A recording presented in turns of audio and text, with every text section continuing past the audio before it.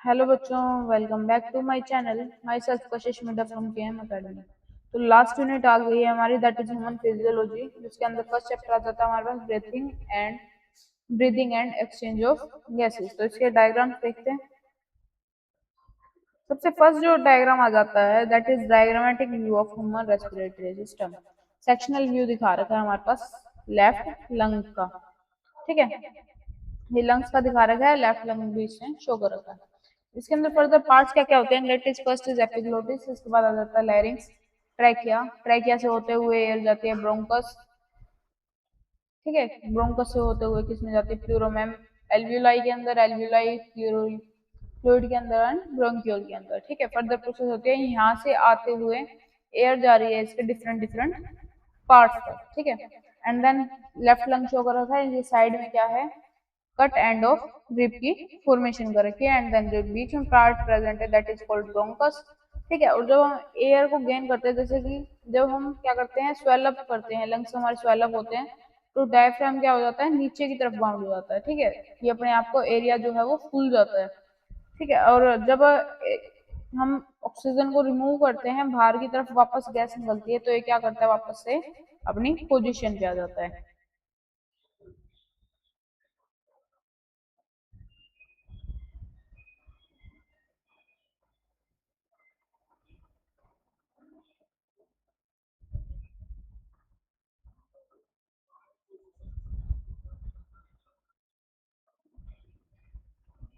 Then breathing की process दे रखी है, जैसे कि एयर जो है एंटर करती है लंग्स के अंदर, तो रिब्स एंड स्टर्नम जो है राइज करते हैं, मतलब कि फूल जाते हैं, स्वेलअप हो जाते हैं। ठीक है, एंड वॉल्यूम ऑफ थोरैक्स जो है वो इंक्रीज कर जाता है, डायफ्राम जो है वो कॉन्ट्रैक्ट कर जाता है। अब एयर जब है हमारे पास एक्सपेल हो रही है फ्रॉम लंग्स, मतलब कि बाहर जा रही है, तो रिब्स एंड स्टर्नम जो है वो उसके ओरिजिनल पोजीशन में आ जाते हैं, वॉल्यूम ऑफ थोरैक्स डिक्रीज कर जाता है, और डायफ्राम जो है वो रिलैक्स हो जाता है, आर्च हो जाता है अपवर्ड्स, कि ऊपर की तरफ डायफ्राम जो है वो वापस चला जाएगा। अभी जो बताया था, तो सांस जब हम ले रहे हैं तो डायफ्राम क्या आएगा, नीचे की तरफ आएगा, लेकिन जब हम सांस छोड़ रहे हैं, ब्रीथ एयर को निकाल रहे हैं, तो डायफ्राम क्या होगा, वापस ऊपर की तरफ चला जाएगा।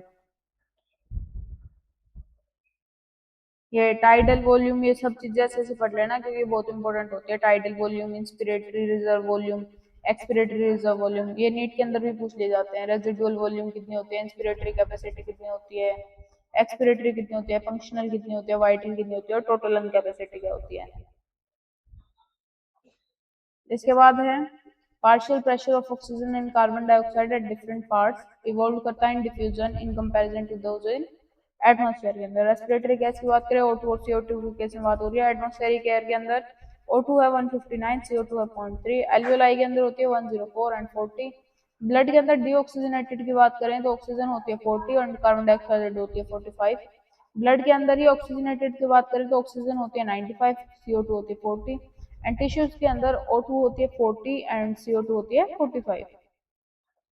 देन फर्दर आ जाता है हमारे पास एक्सचेंज ऑफ गैसेस के बारे में, जो डायग्रामेटिक रिप्रेजेंटेशन है। इंस्पायर्ड एयर है और एक्सपायर्ड एयर है। यहाँ पे एल्वियोलर एयर के अंदर हम बात करें, O2 कितनी है 104 एंड CO2 का है 40 mmHg, जो कि किसके अंदर है, एल्वियोलस के अंदर है। ठीक है, देन एक चीज आ रही है, देन मान लो O2 आ रही है। ठीक है, O2 आ रही है तो ये पल्मोनरी वेन के अंदर से आ रही है, सिस्टमैटिक आर्टरी से होते हुए कैरी करती है ऑक्सीजनेटेड ब्लड को। ठीक है, देन O2 से केस के अंदर जा रही है, बॉडी टिश्यूज के अंदर जा रही है।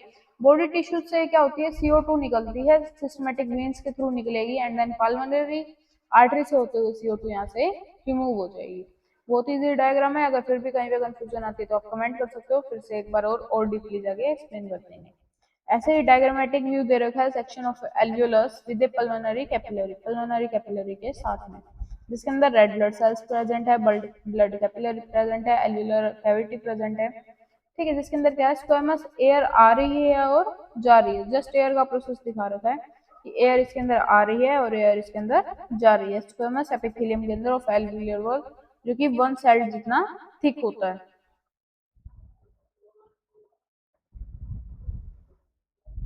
अब इसमें ऑक्सीजन का डिसोसिएशन कर्व कितना होता है, तो ये इस डायरेक्शन में कुछ जाता है कि एकदम से पहले तो एक्सपोनेंशियल कर्व होगा, एंड देन फर्दर आगे स्टेशनरी के अंदर आ जाएगा। अब इसके अंदर फर्दर है CO2 प्लस में H2O है। ठीक है, किसकी प्रेजेंस में, कार्बोनिक एनहाइड्रेज की प्रेजेंस में H2CO3 के अंदर कन्वर्ट होता है। देन फर्दर कार्बोनिक एनहाइड्रेज की प्रेजेंस में HCO3 minus plus H positive की फॉर्मेशन कर लेता है, और यही प्रोसेस रिवर्सिबल के अंदर ही होती है।